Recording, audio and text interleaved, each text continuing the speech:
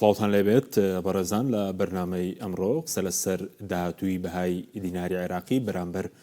دۆلاری ئەمریکی دەکەین. ئەمڕۆ بازارەکانی هەرێمی کوردستان و عێراق تووشی جۆرێک لە شڵەژان بوون بە جۆرێک کە بەهای 100 دۆلاری ئەمریکی 160,000 دیناری عێراقی تۆمار کرد، دواتر کەمێک دابەزیەوە. ئێمە قسە لەسەرەوە دەکەین هۆکاری ئەو بەرزبوونەوەیە چی بوو و ئایا هیچ گۆڕانکارێک ڕوودەدات لە نرخی دۆلار لە ڕۆژانی لە بەهای دۆلار ڕۆژانی داهاتوو لە کاتێکە بانکی ناوەندی عێراق لە ڕاگەندراوێکدا ئەمڕۆ دەڵێ هیچ ئاراستەیەک نییە بۆی کە نرخی ئاڵوگۆڕی دراو گۆڕانکاری بەسەدادێت. ئایا گۆڕینی پارێزگاری بانکی ناوەندی عێراق وەدانانی پارێزگارێکی نوێ هیچ لە دۆخی بەهای دۆلار و دینار دەگۆڕێت، یاخود جێبەجێکردنی سیستەمی ئەسی کۆدا چ کاریگەرێکی دەبێت لەسەر پرسی دۆلار و دینار و داهاتووی ئابووری عێراقی چی بەسەدە؟ ئەم پرسە لەگەڕێک لە بەڕێزان دکتۆر ئومێد قەرەداخی مامۆستای زانکۆ و ئابووریناز و دکتۆر جەبار گۆران دکتۆرا لە دارایی و بازرگانی و تێبێژی بازاڕی دۆلارەکە قسەی لەسەر دەکەین. سوپاسی ئامادەبوونتان دەکەین. زۆر بەخێر بێت. کاک دکتۆر ئومێد لە بەڕێزتانەوە دەست پێ بکەین لەگە سەرنجی بەڕێز بزانم لەسەر ئەو بەرزبوونەوەیە. ئەمڕۆ بەهای دۆلاری ئەمریکی بەرز بەوە دینارشکە 100 دلار گەشتە 160,000 دواتر دابەزیەوە بە 157,000 دینار. بەڕێز چ فاکتەرێک دەبینی یاخود بۆ بازار تووشی ئەو شڵەژانە بوو ئەمڕۆ؟ بەڵێ زۆر سپاس بۆ جەناب و سڵاو لە بینەرانی بەڕێزی پێیان، سڵاو لە هاوڕەشم دکتۆر جەبار، زۆر سپاس. دیارە بێگومان کۆمەڵێک هۆکار لە پشت ئەم بابەتەوەیە. پێش هەمووشت لە گەڵ هاتنی حکوومەتی عەلی زەیدی بۆ سەر کابینەی تازە لە عێراقدا باس لە پرۆسەیەک دەکرێت کە لە پشتی پەردەوە مناقەشەی لەسەر دەکرێت، ئەویش تەغییری سعری سەرفە لە عێراقا، بەرزکردنەوەی سعری سەرف لە 132,000 بۆ ڕقەمێکی تر، هەندێک دەڵێن 146,000 هەندێک دەڵێن 160,000 کە لە پشتی بەردەوە مناقەشە لەسەر ئەم بابەتانە زۆرە. لە چەند ڕۆژی ڕابردوودا دەنگۆی کاراکردنی ئەم مەوزوعە زیاتر بووە، بەتایبەت دوای لابردنی عەلی عەلاق یان دەست لە کارکێشانەوەی عەلی عەلاق وەکو محافظی بانکی مرکزی ئەم دەنگۆیانە زیاتر بوو، ئەمە تەسیرێکی زیاتر و مباشرتری لە بازار کردووە بۆ ئەو هەڵکشانە خێرایی نرخی دۆلار بەرامبەر بە دینار. خاڵێکی تر کە گرنگە ئەویش ئەوەیە زوعفی اقتصادی عێراقیە. عێراق لە سەرەتای ئەم جەنگەوە تا ئێستا کە زیاتر لە 3 مانگ تێپەڕیوە بە کەمتر ڕێژەی لە 100 نەوتەکەی فرۆشتووە، نزیکی لە 90 نەفرۆشتووە، لە کاتێکە مەوازنەی دەوڵەتی عێراق خرجەکانی دەوڵەتی عێراق بە نسبەتی لە 188 بە پارەی 90 تەمیل ئەکرێ، یعنی کۆی سێکتەرەکانی بەرەمهێنان کۆی سێکتەرە ئینتاجی و خەدمەکان لە عێراقا بە نسبەتی لە 112 مشارەکە لە مەوازنەی دەوڵەتی عێراقیەکان. ئەم سەهمە گەورەی 90 وای کردووە کە عێراق تووشی مشکلێکی گەورە ببێ لە دابینکردنی خرجەکانی خۆیان، لە دابینکردنی موچەیە کە زیاتر لە 4 تریلیۆن دیناری عێراقی ئەوێ بەس موچەی ناوچەکانی عێراق جگە لە هەرێمی کوردستان. بەهرێمی کوردستان 6 تریلیۆن دینارێک نسبەتێکی گەورەی ئەوێ، ئەگەر 6 ملیۆنش نەبێ 5 تریلیۆن ڕقەمێکی لەو شێوەی ئەوێ بۆ دابینکردنی خرجەکان. ئەمانە لاوازیەکی لە عێراقا دروست کردووە کە ناتوانێت وەکو پێویست دعمی دینار بکە. ڕاستە هەتا ئێستا لە ئەمریکاوە دعمی دینار بە چییە؟ دعمی دینار بە دۆلارە ڕاستە هەتا ئێستا لە بانکی مرکزی عێراقی مانکی مرکزی ئەمریکیەوە و ئەو حسابانی عێراقیەتی و بە پشتبەستن بەو یەدەگەی کە لەو بانقا ئەمریکیە دایناوە ئەو حسابە عێراقیانی لە بانکی فدرالی ئەمریکی دعمی تجاری خارجی ئەکرێ و پارەی بۆ ڕەوانە ئەگرێت لە ڕێگەی بەڵێ لە ڕێگەی مراسەلەی بانکیەوە. ئەمە تا ڕادەیەک قیمەتی دیناری عێراقی هێشتۆتەوە و نەیهێشتووە دابڕوخێ. ئەکینا زۆر دەمێک بوو بەڕاستی قیمەتی دیناری عێراقی داڕۆخا بوو، بەڵام ئەمانە کافی نییە و تەوەجوهی بازار ڕوئیەی وەبەرهێنەران و خەڵکی مامەڕەکان لە بازارە بەرامبەر بە ئابووری عێراق بەرامبەر بەو قودرە نەختینەی کە عێراق لە دۆلارەیەتی خراپە، یعنی لە ماوەی 3 مانگی ڕابردوودا نسبەتێکی هەرە گەورەی ئەو یەدەگە نەختینەی بەکارهێناوە. سەبەزەکەی یەدەکی بانکی ناو 3 ملیار دۆلارە وێڕای زێر. مە پاڵپشتێک نییە بۆ دیناری عێراقی؟ بەڵێ پاڵپشتێکە، بەڵام پاڵپشتێکی هەمیشەیی و گەورە نییە. عێراق حجمی احتیاطەکەی زۆر لەوە زیاتر بووە لە مرحلەیەکان گەشت بۆ نزیکی 120 میلیارد مرحلەیەک 110 میلیارد خۆختێک لە سەردەمی 2020 هاتە بۆ 40 میلیارد دلار لە سەردەمی مستفا کازمی و سەردەمی کۆرۆنا سە زۆر زیاترنی بەراورد بەو کاتە بەڵێ زیاترە بەڵام جۆری ئەزماتەکانی قوڵترە و حجمی خرجەکانی دەوڵەتی عێراق زیاترە بڕی ئەو پارەی بۆ حواڵەی خارجی پێویستی پێێتی زیاترە ئەو پارەی بۆ کاش و نەختینە و تەڵەباتی ناوخۆ ئێوێ زیاترە کە پڕکردنەوەی ئەم فەجوەیە بە ئاسان نییە و هەر ئەو خاڵەشی کە پێش ئێستاوەتم تاکیدی لێکەمەوە تەوەقعی خەڵکی ئێمە لە ناو بازار مامەڵەکارە ناو بازار بۆ دینار خراپە ئەمە وا ئەکا بەلێشا و خەڵک دینارەکانیان بکەن بە دۆلار و قیمەتی دینار خزمەت لە سەرگۆڕینی پارێزگاری بانکی ناوەدیش قسەی زیاترەکەی کاکتۆر جەبار جەنابشت بەخێر بی دەمێ سەرنجی بەڕێز باسکەم کاکتۆرمێت باسی کۆمەڵێک شتی کرد هەندێک سەرچاوە باز دەکەن علی زەیدی بیەوێت بەهای دینار دەستکاری بکە بەرامبەر بە دۆلار و دۆخی ئابووری عێراق خۆ هەندێک باسی نەگەشتنی دۆلاری پێویست دەکەن لە ئەمریکاوە ئەو پێویستی کە هەیە بۆ بازار بۆ ناوخۆ بۆ حەواڵە هۆکارەکەی چی بوو بۆ ئەمڕۆ ئەمە دروست بوو بەڵە سەرەتا بەنای خۆی بەخشندەی میهرەبان سڵاو لە بەڕێستان و بەخێراتین کاک دکتۆر ومێ دەکەم و سڵاو لە بینەران و بیسەرانی کەناڵی پەیام دیارە ڕەنگە لەوانە لە هەندێشتا لەگەڵ کاک دکتۆر ومێدا هەندێ ڕێی پێچەوانەم هەبێ بەڕاستی ئەمەی کە پرسیارەکەی جەنابەت کە فەرمووی ئەمە چی بۆ محەڵەتە دروست بوو و علی زەیدی وەکو سەرۆک وەزیرانی نوێی عێراق چەند دەسەڵاتی هەیە کە گۆڕانکاری لە سعی سەرفا بکە ئێمە پێویستە لەم ڕۆژ زانستیانە و بەپێی دەستور و بەپێی قوانینەکان قسە بکەین بۆی کە وەڵامی ئەمە بینەوە یەکەم بەپێی مادەی 103 لە دەستوری عێراقی باز لەوە دەکا کە بانکی مرکزی عێراقی و هەیئەی چاودێری عێراقی دەسەڵاتێکی سەربەخۆی خۆیان هەیە ئێمە لە ئابوورە لە سیاسەتی اقتصادا دوو سیاسەتمان هەیە یەکەم پێوتە فیزیکالی پۆلیسی یەکشان پێوتە مانیتەری پۆلیسی ئەوەی کە فیزیکاڵە ئەوەی کە مالیە سیاسەتی مالیە پەیوەستە بە وەزارەتی مالی عێراقی و ئەنجومەنی وەزیران و ئەمانە ئەوەی ئەو سیاسەتی کە پەیوەستە بە سیاساتی نەقدی ئەوە پەیوەستە و مختصە بە بانکی مرکزی ئەو وڵاتە کەواتە بانکی مرکزی خۆی بەخۆی بەپێی دەسوور دەسەڵاتێکی سەربەخۆی هەیە ئەمە یەک دومین بەپێی یاسای 56 مادەی ژمارە 3 لە قانونی بانکی مرکزی عێراقی تەنانەت ئەڵێ ئێمە ڕێنمایی لە سوڵتەی تەنفیزی ژوەر ناگرین ئیلا مەگەر بە هەماهەنگی نەبێت لەبەر ئەوە ئەمە لە دەسەڵاتی سەرۆکی حکوومەتان نیە بەداخۆ لە عێراق هەندێجار دەسەڵاتەکان تێکەڵاوەکری علی زەیدی ئەڵێ سعری سەرف دەستکاریەکەم کاکەویشی بەس دەستێوەردانی خۆی ئێستا بە وەکالەت ئێستا دەڵێ پارێزگاری بانکی ناوەندی بەپێی یاسای بانکی ناوەندی لەلایەن سەرۆک وەزیرانەوە دیاری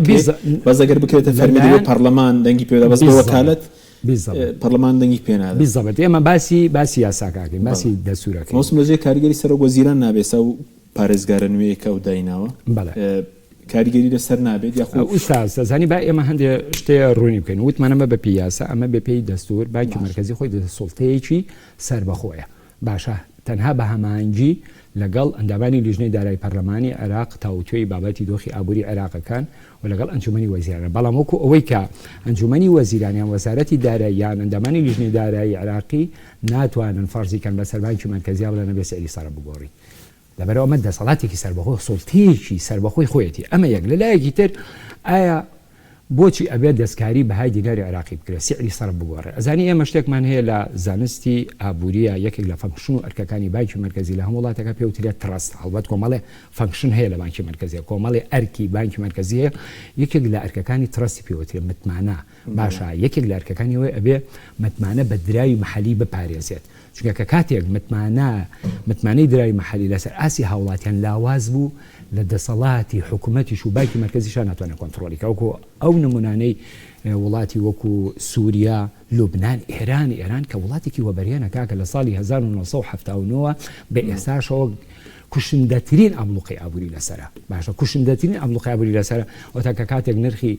دراوەکان کەوتە دەست بازار پێ نەیتوانی کۆنتڕۆلیکە ئەم هەموو پارێزگاری بانکی ناوەندەی ئێران گۆڕان ناتوانانی کۆنتڕۆلکە لەبەرەوە دەستکاریکردنی سعری سەرف مەترسیدارە مەترسیدارە و ئەکات کە یەکەم نیسبەی هەڵاوسان زۆر بەرز بێتەوە تۆ لەلایەکەوە تعریفەی گومەرگیت لە ڕێگای سیستەمی ئەسیکۆداوە بەرزکردێتەوە نرخی دۆلاریش بەرزکەیتەوە بە ڕێژەی تقریبان لە 100دا بۆ لە 115 واتە نیسبەی هەڵاوسان لەسەر ئاسی دوشی نرخەکان لە عێراق زۆر بەرز بێتەوە ئەمەش عێراق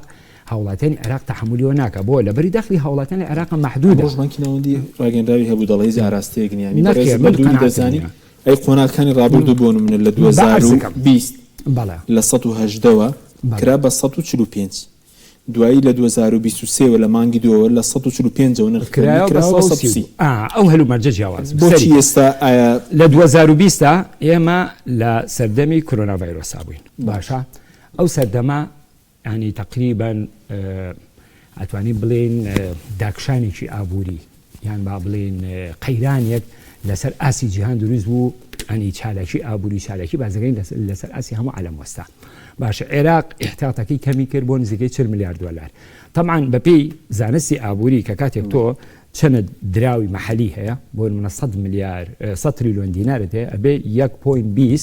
باشە مینیمام 1.20 هینت هەبێت دراوی قورست هەبێ باشە وەکو دۆلاری ئەمریکی و هەر دراویتر یان کانزا و ئاڵتون و ئەمانەت هەبێ بۆی کە بێتە سەپۆرت و پاڵپشتی بەهای دراوەکەت باشە لەو کاتەیە احتیاتی دۆلار لە بانکی مرکزی دابەزی بۆ 40 میلیارد دلار کە ئیتر لەسەر هێڵی سوور بوو زۆر مەترسیدار بوو تەنانەت گەیشتە ئەو ڕادەی عێراق خەریب و مایەپۆچبوونی خۆی ڕابگەێنێت باشە نرخی نەوت هاڕێ کرد بوو کاکە نرخی نەوت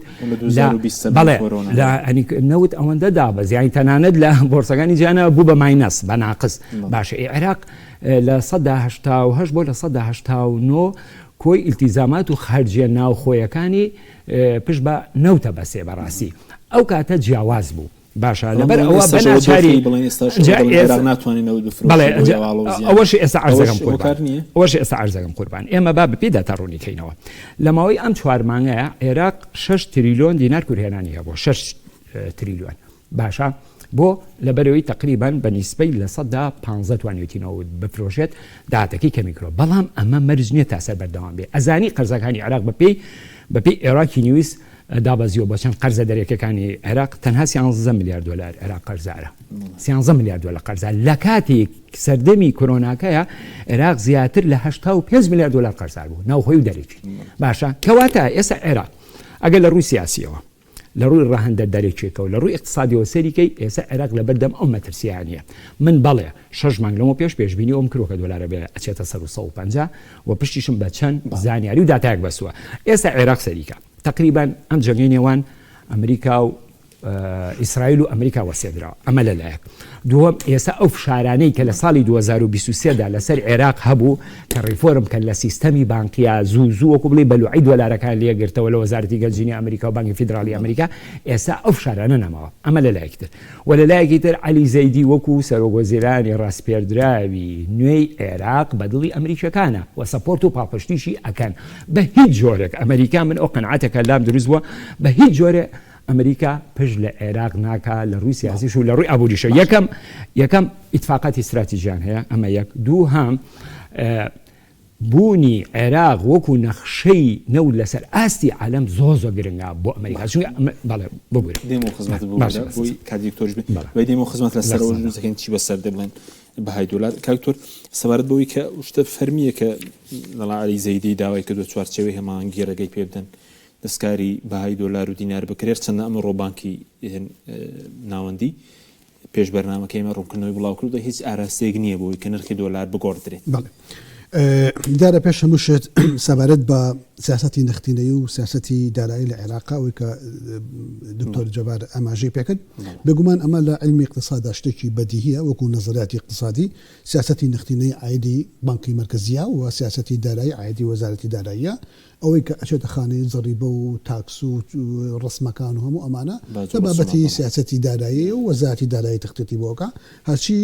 سیاسەتە نەختینەکان و پەیوەستە بە درا و سەنەدات و ئەمانە بانکی مرکزیەکە بەڵام واقعی عێراق ئێمە هەمومان ئەیزانین لە پشت هەموو مؤسساتی عێراقیەوە سیاسیەکان باڵا دەستە گەورەی حیزبەکان و هێزە سیاسەکان نەخشەی وڵات هەمووی داڕێژن نەک بە تەنها سیاسەتی مالی و نەختینی و ئیداری و هەموو جۆرەکانی تری سیاست ئێمە لە عێراق چوارچەوەی هەماهنگیمان هەیە کە مەرجعی ڕاستەقینەی بڕیاردانی حکوومەتیش لە عێراق ئەو سیاسی و ئابووریش مەوەسە بەڵێ قوربان ئەوە دایدەڕێژێ ئێمە تەجروبەکانی پێشووتری دەستکاریکردنی سعری سەرف لە عێراق چۆنە دەستکاریکردەکان بریتە لە تەفاهومێکی مشترک لە بینی حکوومەت و لە بینی بانقی مرکزی و لەگەڵ وەزارەتی دارایی زائیدەن بە ڕەچاوکردنی کوتەری سیاسی لە عێراقا دۆخی بەڵێ ئەخوێنرێتەوە و بڕیار لەسەر ئەمادرێت ئێستا عێراق لە دۆخێکایە بەڕاستی اقتصادیان کەس خۆزگەی پێ ناخوازێت لەبەرەوەی حەجمی خەرجیەکانی زۆر زۆر زۆر زۆر قەبارێکی گەورەتر لە حەجمی داهاتەکانی کۆی داهاتی عێراق ئێستا کۆی داهاتی عێراق تەنها نسبەتی لە 16 خەرجەکانی دەوڵەتی عێراق پێکەوە لەم خۆناغ لە بەشەڕەکەیەوە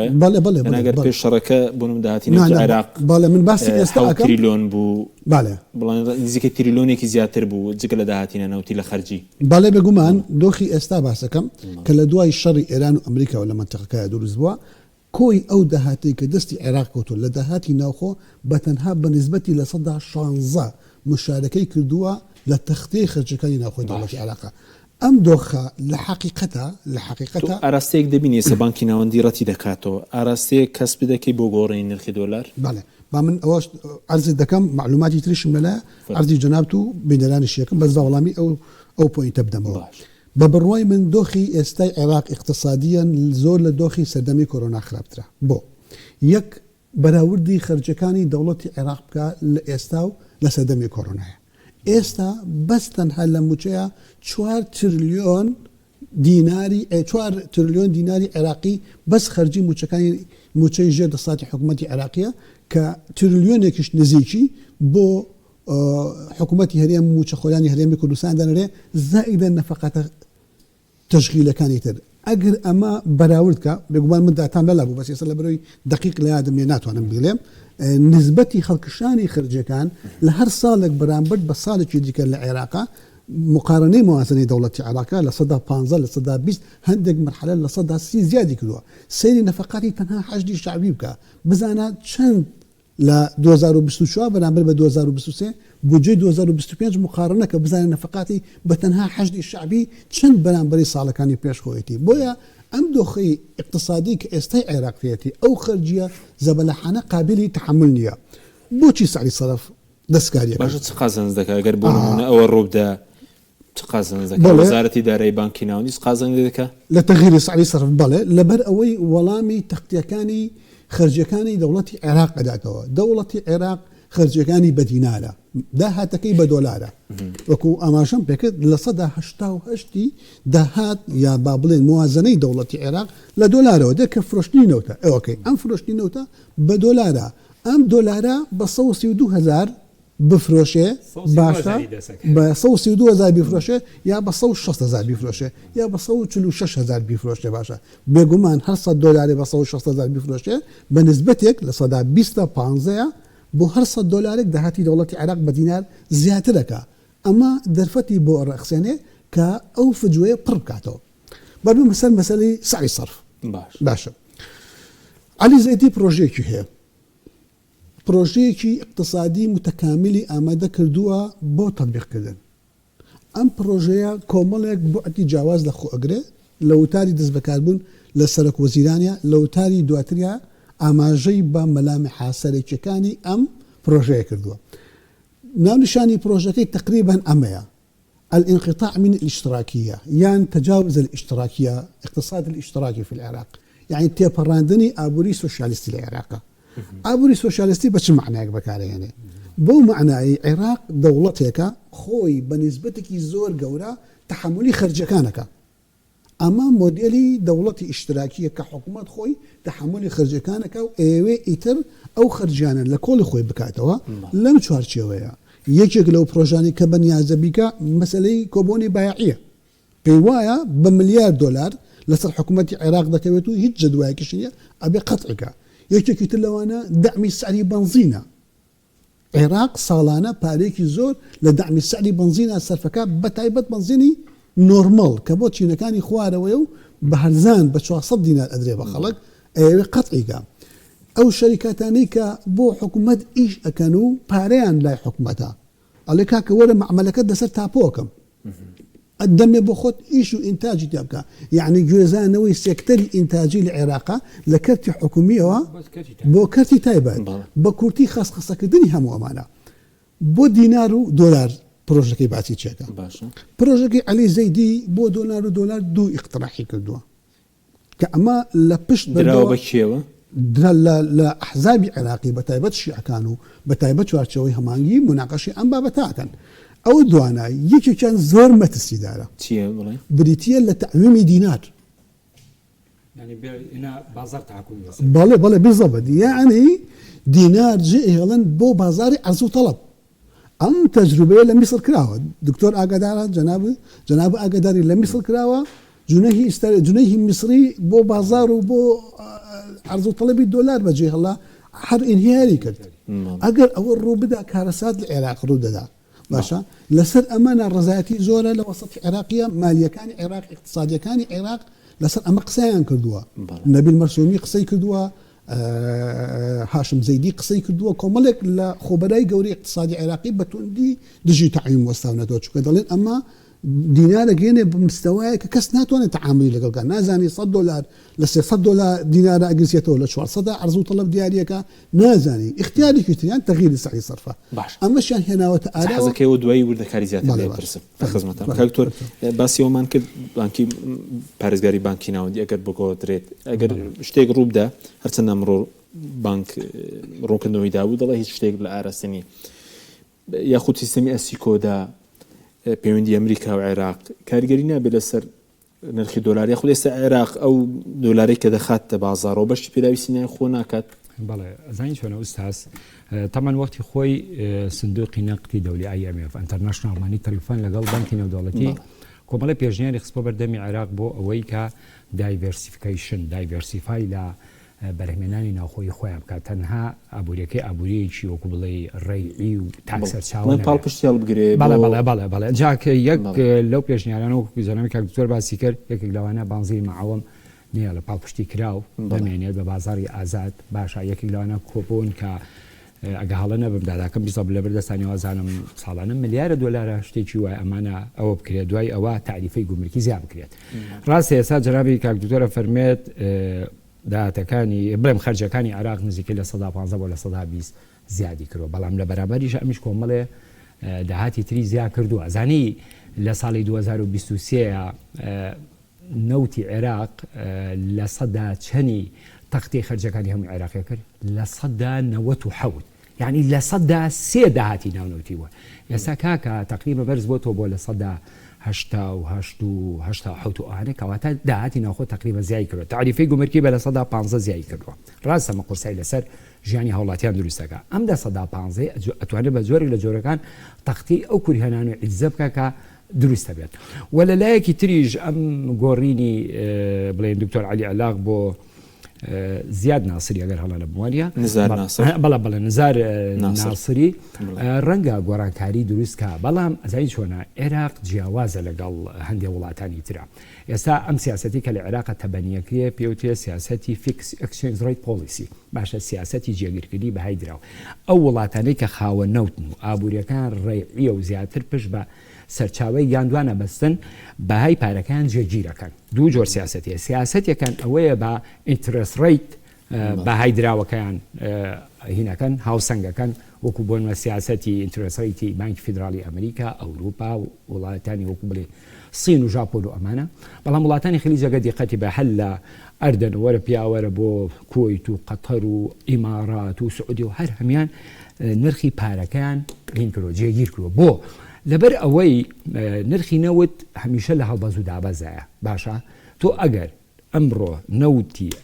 عێراق ببێ بە $100 باشە داهاتی عێراق زیاکە بەڵام دابەزێدە بۆ $50 کەمەکە لەبەر ئەوەی کە ئەم هەڵاوسانە دروست نەبێ لە نرخی دراوی قورسە و هەڵاوسان لە کاڵە و شمەنگ و خزمەتگوزاریە دروست نەبێ بەهای پارەکەیان جێگیرەکەن بۆی ئەمەی کە بەڕێز عەلی زەیدی باسی کردووە بڵێن نرخی دراوی فەرمی لە فیکسەوە بیگۆڕێ بۆ هین فلوتین ئەکسچێنج ڕێت پۆلیسی ینی بیکا بە ئازاری ئازاد ئەمە بۆ وڵاتانی خەلیج نابێت بۆ لە بەرەوەی عێراق وڵاتی پیشەسازی نییە بەرهەمی ناوخۆیی نییە تا کێشەی نەبێت ئێساگە دۆلار بێ بە ئێستا ئێران تمەند زۆ دابەزیەوە بەڵام کاکە لە کەچکە چاکە و تا گەورەتیشت پشت بەخۆیە بەسێت ڕاستە ئاسی بژێی هاوڵاتیان زۆر دابەزیەوە بەڵام کۆمەڵێ ینی هەموو ئەو پێداویستانی کە خۆتی ماتریاڵەکان نەبێ هەمووی خۆی بەرهێنێنە ئەمە بۆ عێراق نابێ و لە مەشە قەت سەرکەوتو نابێت و دڵنیاشم ئەمە عێراق تووشی ڕکودێکی اقتصادی زۆر گەوراکە دەزانی بەڵێ گۆڕانکاریەکەش لەسەر نرخی دۆلار من قەنەعەتم نییە بەڕێز دەڵێ لە سەڵاتی پارێزگاری بانکی ناوەندیە دوای دەبێت لە بودجەجێکی ئەزانی بن بە یەک بەڵگە بیانمەوە بۆ ئەوە لە دکتۆر عەلی عەلاوی ئەو کاتە پارێزگاری بانکی ناوەندی بوو فشارێکی زۆری لێکرا کە دەستکاری سعری سەرف کات پێم ساڵەکەی بیر نەماوە بیزابن بەڵام بە هیچ وەرە هەنێ ئیسیجابەی نەبووتی لەبەر ئەمە پەیوەسە بە بانکی مرکزی نەیتوانێت بچێتە ژێرباری ئەو داواکاری وەرگارتنەتانی دەکە ئەنجومەنی وەزیران داوای دەکرد لەبەر ئەوە ڕاستە هەلومەرجی عێراق جیاوازە ڕاستە ینی هەموو شتەکان بەسەر کاتێکەڵاو بوو بەڵام هێشتا ئەزایی چۆنە دەستور ئەمە یەکلایی کردوێتەوە ئەتوانین بڵێ با هەمانگی ئەنجومەنی وەزیران باشە ئەندامانی لیژنەی دارایی پەرلەمان باشە دیراسی دۆخی ئابووری عێراق بکەن خەرجی و داهاتەکانی بکەن ئەو کاتە بگەنە دەرئەنجامێک ئایا دەستکاری سعری سەرف کریان نەکرێت بەڵام من پێم وانە لە ئێستا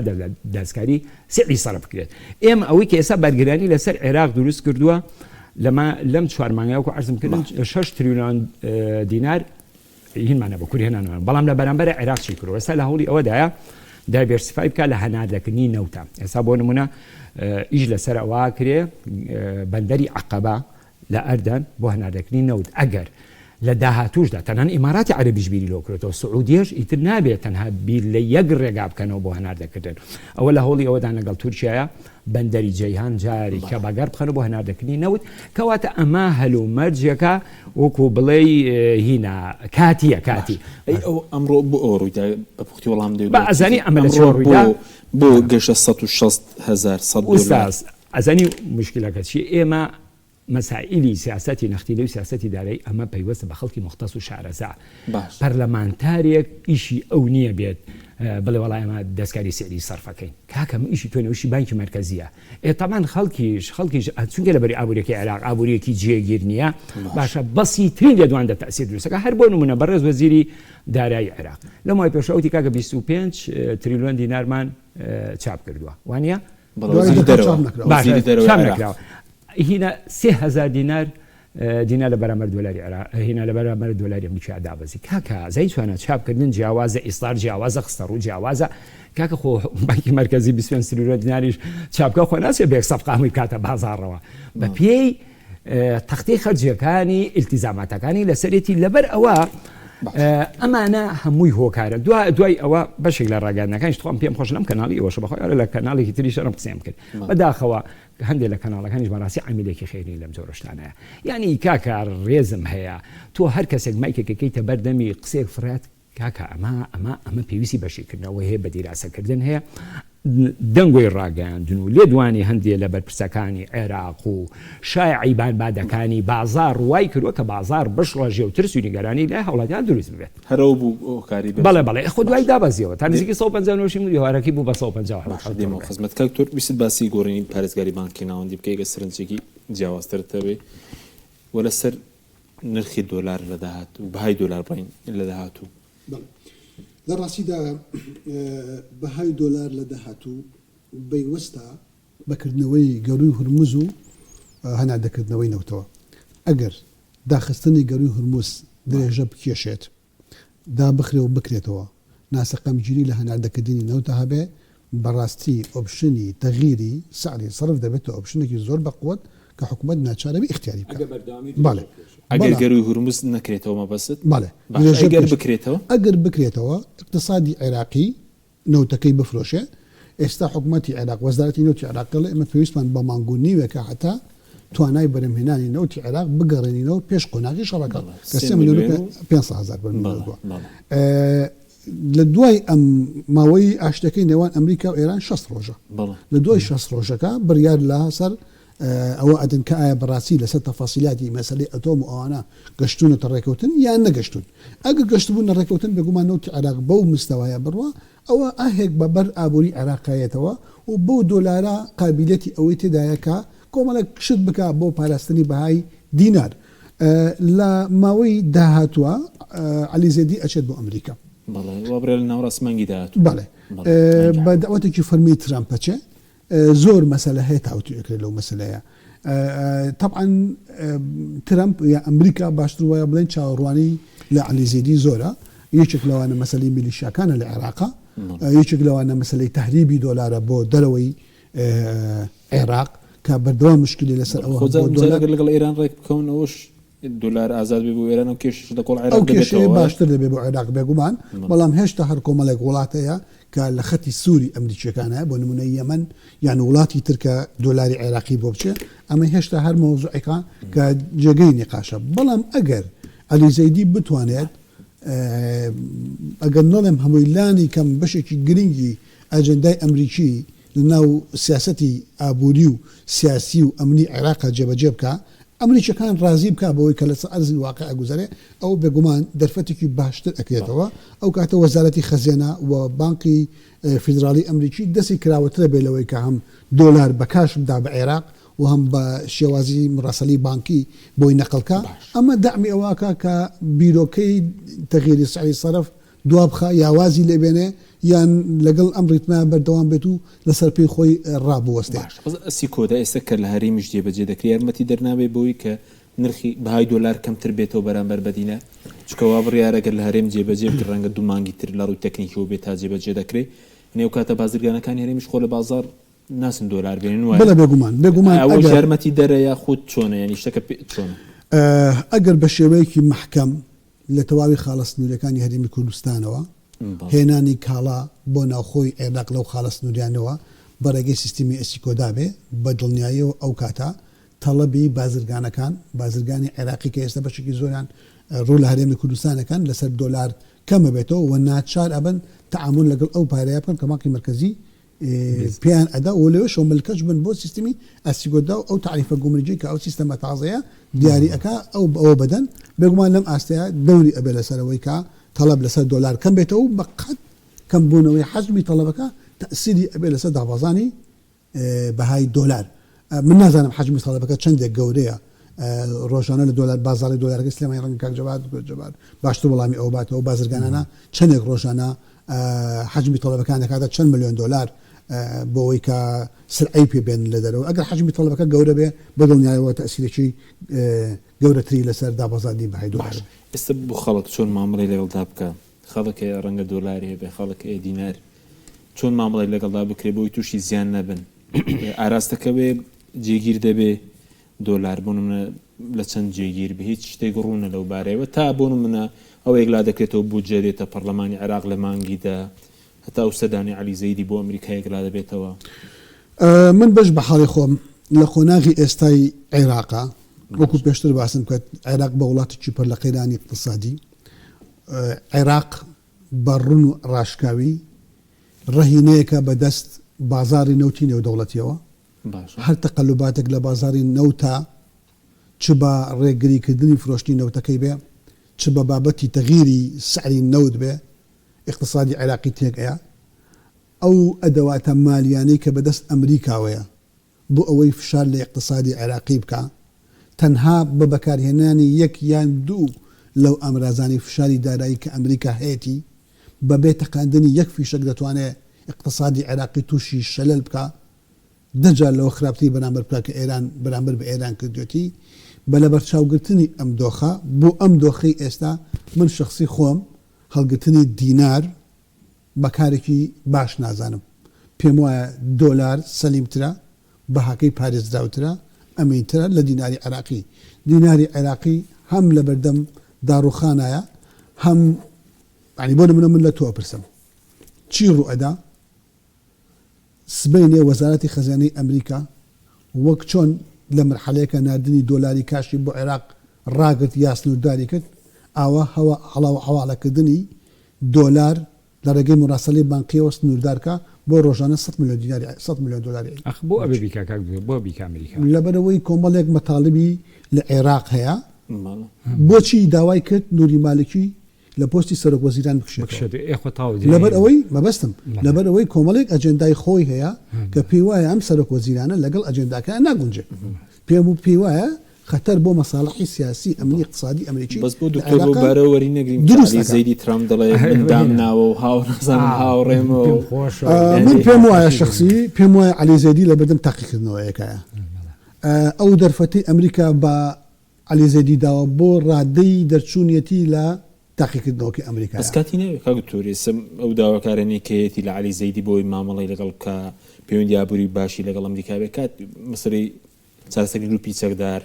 کاتی دەوێت پێوە بەو زوانە ئەمریکا بگاتە ئەوەی کە سزای حکوومەتەکەی دەست من ناڵم بەو زوانە سزای حکوومەتەکەیەکە بەبێ مؤشر و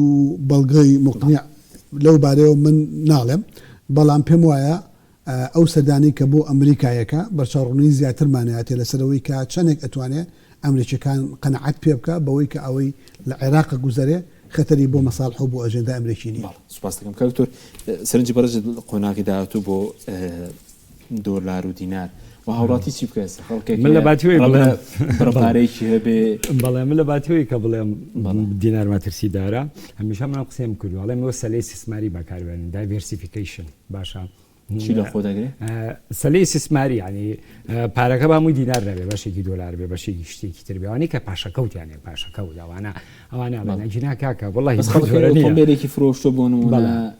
خانوێکی فرۆشە بە دۆلار ئەمڕۆ دۆلار شتێک بەرز دەبێت منبانی کۆمەڵە خەڵکا بەلام فرۆشت ماشەڵات دەستی چاکیانەوەژان دەوری عەفو دوای نێوەڕۆ دەستێکی باشیان لێوەشان و لە بەرسین سیعرە پرۆژە لەسات دوعای خێریش بۆ یاواکەن کاکە وڵی بەو جۆرە نییە بە قوران خۆمە ڕێزمێ بە جەنابی کاکە دکتۆر ڕاستە و هنا ئێمە لەناو واقعەکەی نەزانی بەو جۆرە نییە کە مەترسی لەسەر هەم ئابووری عێراق و هەم لەسەر بەهای پارەکەشی هەبێ کاکە عەلی زەیدی بە کوردی و بە کرمانجی ئەمریکا سەرکردێک یان سەرۆکێکی کاریزمی زۆر بە قووەتی نایە بۆ عێراق بەڕاستی ئەجینا کاکە خۆ عەلی زەیدی تا پێش دیاریکردنی چی ناسی هەرچی ناسی چێ وانە دەیان کارکتەری زۆر لەو بەقوتر و بەتواناتری شەیە ئەم ئێوێ کەسێ بێت کە بەڕاستی هەر شتێک ئەمریکا پێی فەرموو لە سەمعنا واتانە بیزەبت ئەمریکا ئەمریکا ڕێک گۆڵی سۆزی بۆڵ کرد و پیرۆزبایی لێ کرد و بانگێشەکە ئەمە بەڵگەیە لەسەرەوەی عێراق کە هێنا ئەمریکا سەپۆرتی عێراقەکە ئێوە نەبوو کاکە لەسەر نۆری مالیکی ینی ڤیتۆی هەبوو لەسەری وانە بوو هەرەوەش بکەی کرد لەبەر ئەوە ئەگەر لە ڕۆ سیاسەکە و سێکی ئێستا مشکلەیەک لە نێوان ئەمریکا و عێراقەنێ کاکە ڕێکەوتنامەی استراتیژی هەیە دوای ئەوە جاران ئەگەر ئەمریکا مبەڕویەکی بەدەستەوە بۆە بیکتایە کاکە گروپی میلیشیای عێراقی هینا وەکو بڵێ دەعمی ینی ئێرانەکەن و باڵێکە لە ئێران من لە خۆستاوە کاکە و جەنگەش وەستاوە زانی چی من قەنەعەتم نییە تا ئەو کاتێک کە ئەمریکا زۆر بێ ئومێد دەبێت عێراق قەدەز لە عێراقوانان بۆ یەکەم ئەمریکا ببورن یەکەم ئەمریکا ئەم سیاست نوێیانی کەسە دۆناڵد ترامپ گرتێتێ بەر جیاوازە لەگەڵ ئەوانی ترا ئەم ئەوێت ئیندێکسی دۆلار دابەزێنێ کاکە ئێستا دوو بلۆک دروست بە لە عالەمە بلۆکی برێکس کە ئێستا بڵێندا بە تاواتی بڵێندرایی تایبەت بەخۆیان دروست نەکردووە و لە ئەمریکا بلۆکی ئەوروپی ئەمریکیش کەمەش خاوەنی اقتصادێکی زەبەلاحن ئێستا سین لە مەساحەی ئابووریە ئەگەر داتاکەشی کنەوەی لەسەر بکەی ئەڵێ بەپی داتاکەن تا 2020 ئابوووریەکە زۆر پێش ئەمریکاکەوێ ئەگەر ئەمریکا پلانێکی استراتیژی زۆر بەقوت بەخۆی داننێ لە داهاتوە ڕەنگە ببێتە لە زلهێزێکی ئابوووریەوە ببێتە دووەم زلهێز لەسەر ئاسی عالەم بۆ ترامپ هەستاوە چی بکە هەوڵی ئەوەدا ئیندێکسی دۆلار دابەزێنێت کە ئیندێکسی دۆلار دابەزی لە بەرامبەر سەبەتەی دراوە جیهانەکانی ترە دەستی کار یان با بڵێن شەریکات و مەعاملە زەخمەکانی دینا جاریکە ڕاکێشێتەوە بۆ ناو ئەمریکا کە لە ڕابردوودا کۆچی بە کۆمەڵی بڵێن کارگە و ئینا گەورەکان چوونەتە دەرەوە بۆ سین و تەنانە ئەوروپاش لەلایەکی تریش ئێوە نرخی نەوت دابەزێنێت باشە ئێوێ نرخی دابەزێنێت بەچی بۆی کە یەکەم ئەوە تا هەنگاوی یەکەمیەوە بوو دەستی بەسەر فەنزیۆلا گوتێ ساڵە نەوتەکە لە ژێر هەژمونی خۆیەتی و ئەو وڵاتانی خلیجی ژەگەر ڕاستە خۆش کۆنتترۆل نەبێتە تقریبا لە ژێر هەژمونی خۆیەتی و باشە ئێرانیش کە تا ئێستا ڕێنەکەوتن باوەڕم پێ بکە نەمەسائلی چێکی ئەتۆمە و نەچیە و چی ئەوەیە بە کوردەکەی نەوتی هەر بچێت لە ژێر هەژمونی خۆی بۆ هەر کاتێ بیەوێ سین وەکو بزنەکەی هازیێ بکە باشە هەر کاتێ بێوێ نرخی نەول لە ڕێگەی ئەمریکاوە سین بەدەستی بێنە لەبەر ئەوە باش ئێستا هاوڵاتی چاوەڕێەوەی ئەمانە بۆیە باسەکەم کاکە حەکیم ڕۆژانی داهاتوو ینی چی ڕوودەدا ئایا لە 1950 دەمێنێتەوە جەزاتر ئەمە بەچی من قد بە مطلقی قسم دەکرێت چونکە بەرە تحلیل ڕێژەیە وانە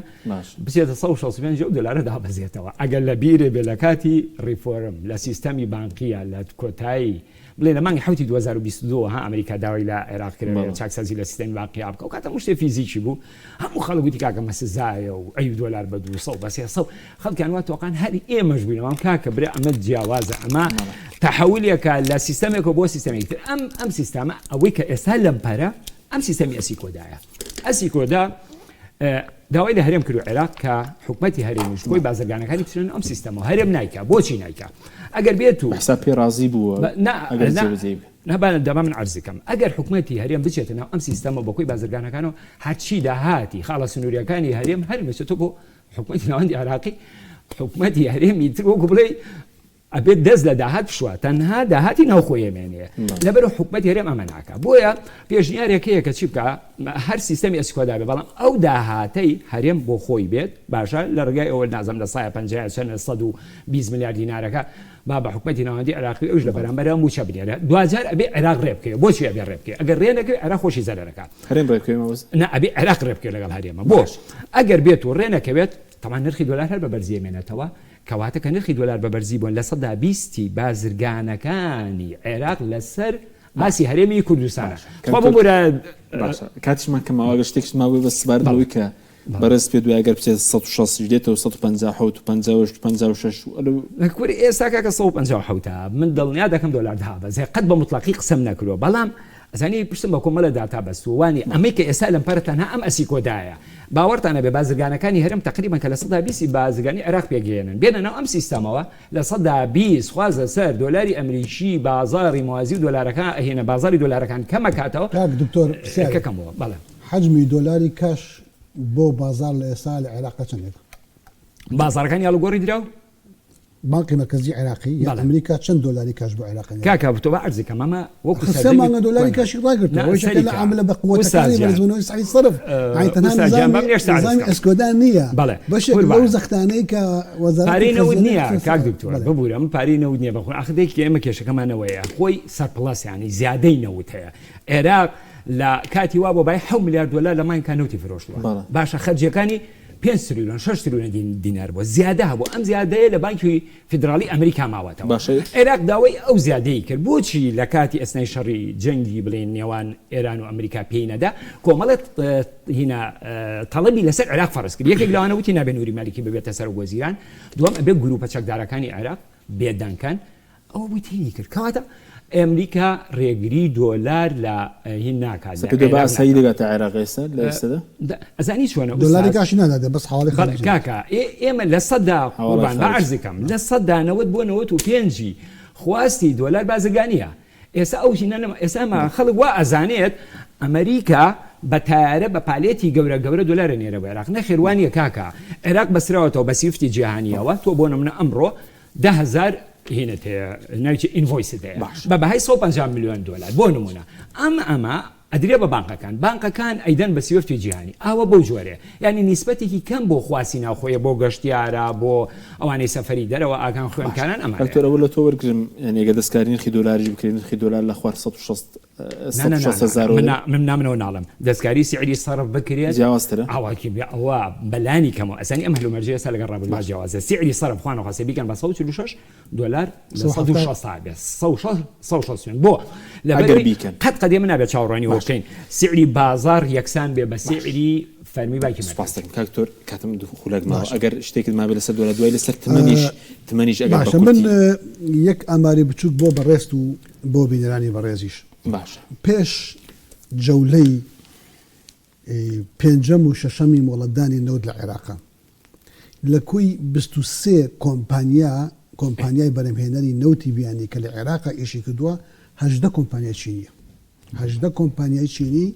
لە کێڵگەنەوتەکانی عێراق ئیشەکەن لە کۆی 23 کۆمپانیای نەوت باش یەکێک لە ئیشەکانی سوودانی کردی بۆ مڕعاتکردنی ئەوروپیەکان و ئەمریکیەکان هێنانی کۆمپانیای ببی بەریتانی لەم کابینێش چەند کۆمپانیای ئەمریکی ئەگەڵانە بۆ کۆمپانیەکانی کەرکک لەبەر ئەوەی کێڵگەی نەوتی عێراق بە هەموو سێکتەرەکانیەوە چین کۆنتترۆلی کردووە چین بکەری سەرەکی بەرهمێنان و سێکتەری نەوتە لە عێراق شەڕی ئەمریکا لەگەڵ فەنزیۆلا دکتۆریش ئاماژەی بۆ کرد لەسەر مەسلەی کارکردنی کۆمپانیا چینەکانە لە نەوتی فەنزیۆلا مادۆرێ فران و شەڕی ڕاستەقینەش ئێستا لەگەڵ ئێرانە بۆ ئەوەیە شەریکاتی چینی لە سێکتەری نەوتی ئێرانیە کار نەکات ئەی لە عێراقا لە کۆی 23 شەریکەی نەوت عێراقە هەشدەی چینی بێ ئەمە چۆن مەتاڵبی ئەمریکی جێبەجێ کردووە بۆیە چاوەڕێکی دەکەی بۆ دۆلار بەتمەنەکەش من ئێستا زۆر بە کورتی لە ئێستاە چاوەڕوانی داڕۆخاندنی بەهای دینار ناکەم لەبەرەوەی هێشتا عێراقی یەدەگێکی هەیە لە بانکی فیدرالی ئەمریکا ئەتوانێت ئەم یەدەکە بەکاربێنێ بۆ حواڵەی خارجی قووەتی دیناری عێراق بپارێزێ لە ئێستاە و تا چەند مانگێکی دیکەش ئەگەر ئەم قەیدانش بەردەوام بێ هێشتا من تەوەقعی داڕۆخانی بەهای دینار ناکەم با پشتبەستنی عێراق بەو یەدەگەی کە لە ئەمریکا هەیەتی دەقوی دیناری عێراقی پێکە بەڵام درێژە کێشانی زۆر زیاتری قەیدانەکە بۆ 6 مانگ و زیاتر و نەفرۆشی نەوتی عێراق ئەو کاتە بەڕاستی هەم تەستەوەقعی تغییری سعی صرفەکەم هەم تەوەقعی داڕۆخانی لەسەر تمەنەکە گەر خولەکێک سوکە کاتیش منەماوە من شخصی خۆم تمەن بە دراوێکی قورس نازانم ئینسان ئیسtismاری تیا بکە زۆر شتی تریش هەیە کە قابلی ئەوەی ئیسtismاری تیا بکەی لە زێڕە ئیسtismار بکەی باشترە معدنێکی قورس و بە قیمەتە ئابووری ئێرانی کێشە و ئشکالی زۆر گەورە هەیە 10 ساڵە لەژێر حەسارەیە معمەلەکان کاریگەری دەبێت لەسەر ممکنە بەرز بێتەوە ممکنە خەڵکی شەبێت لە فرۆشتنەوەی خێرایە قانزات بکە بەڵام بەڕاستی دراوێک نییە بۆ ئیسtismار ئینسان پارەی خۆی تەخەرج بکە سوپاس دەکەم دکتۆر ئومێد سوپاس بۆ بینەرانی بەڕێز سوپاس بۆ هاوکارانم خواتان لەگەڵ